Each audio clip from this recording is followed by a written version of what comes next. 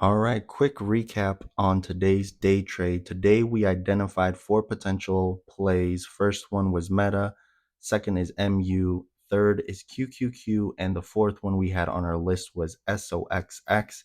Each of these we identified as being overextended on the higher time frame, so we were looking for some sort of pullback on the smaller time frame. In other words, we wanted to make money as the stock price went down. So here we are at market open. I like to execute my trades on the 5 minute time frame. So here we are looking at Meta on the 5 minute time frame. I like to initially flip through my potential plays to see what that price action is telling me. So there I am flipping through MU, QQQ, and then lastly SOXX. Initially, MU and SOXX have caught my attention. Not only do I like it when the higher time frame is overextended, but I also like it when the smaller time frame is overextended.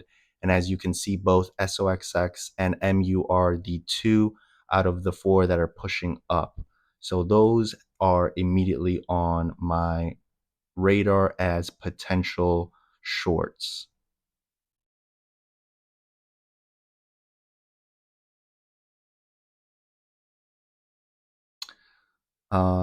So just so you guys are aware, the price action that I'm recording here and the executions I'm taking on a different laptop. If I were to record and take the executions on the same laptop, it would just be way too slow. And I like having that snappiness whenever I'm executing my plays. So here I'm looking at MU. I've essentially zoned in into MU. I'm liking this 108 area. So there you can see that I opened up a starter position at 108. Again, we're shorting, right? So we're looking to make money as the stock price goes down. So I like the 108 area. I like the 107.75 area.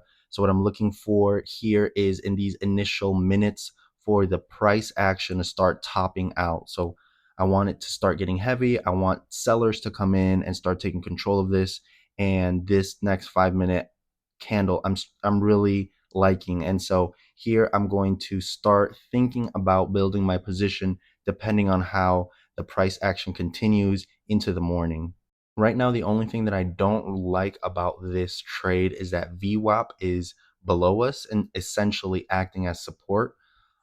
So it's not the end of the world, but again, that's just something to consider, that is an indicator that is not in our favor.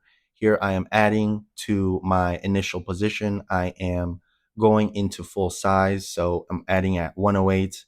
I'm adding at 107.75.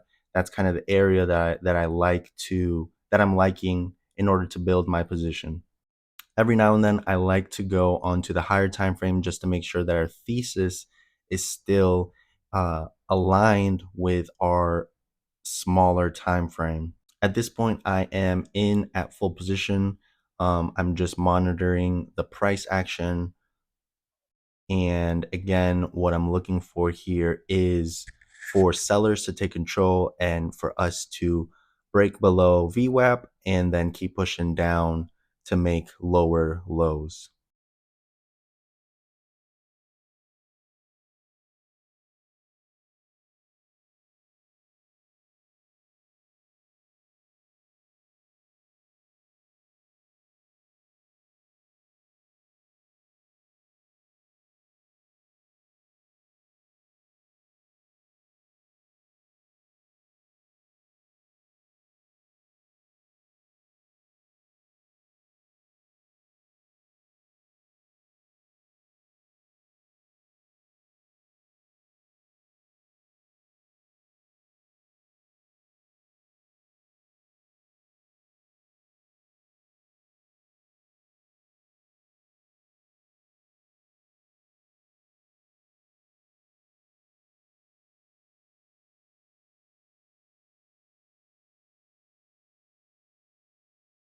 Here we are testing VWAP,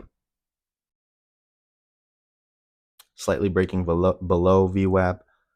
And oftentimes, the candle will drop below VWAP, but then reclaim VWAP. So just because the price goes below VWAP doesn't mean that that's, a telltale sign. Oh, okay, we're going to break to go down lower. We still have to continue monitoring it, making sure that the price action, the overall price action, is working in our favor.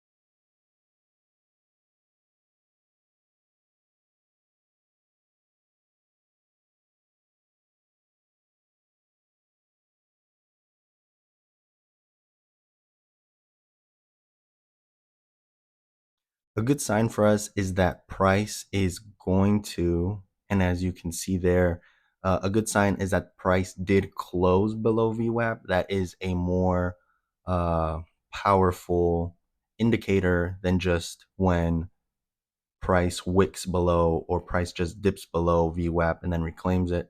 So as you can see, price not only broke VWAP, but then closed below VWAP as well. We're starting to get a continued move downward. So I'm going to be looking towards closing some of my position here. I'm liking the 106.10 as our initial area to start taking profits at. There you can see we hit 106.10 and some of my order was filled. I have another buy order here at 106.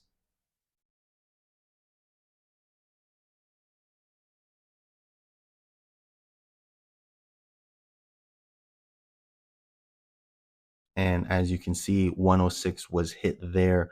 At this point, I am out the majority of my position. I did hold on to some just in case we did continue pushing down. But as you will see here in a minute,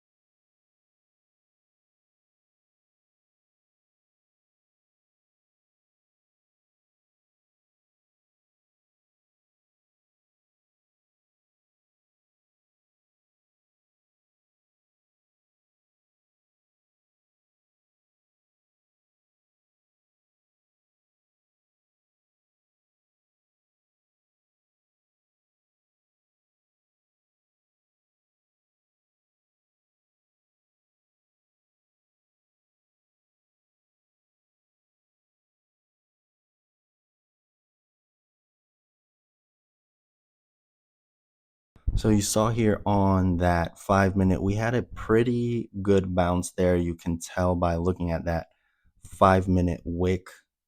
So I'm not too much of a fan of that wick. And so at that point, I essentially just closed out the remaining of my position. Again, it was just a very small size of my position, just in case the runners continued pushing down. We did, again, you can see that wick there. We did have a pretty nice bounce to the upside again, pushing closer towards VWAP. VWAP a lot of times tends to act as a magnet for price. So if a price breaks significantly higher than VWAP, it'll come back down to VWAP. And then if it breaks below VWAP, it'll eventually come back up to VWAP. As you can see here, this is the 1 minute. Um, again, I had the majority of my position at 108, covering a good portion of my position between 106.10 and 106. You can see there that that the risk to reward ratio was 2.59. Mine was a little bit lower than that because it wasn't, a clear entry at that and a clear exit at the bottom. It was I positioned in and then scaled out. But here you can see the order fills and how I scaled in and scaled out of my positions as well.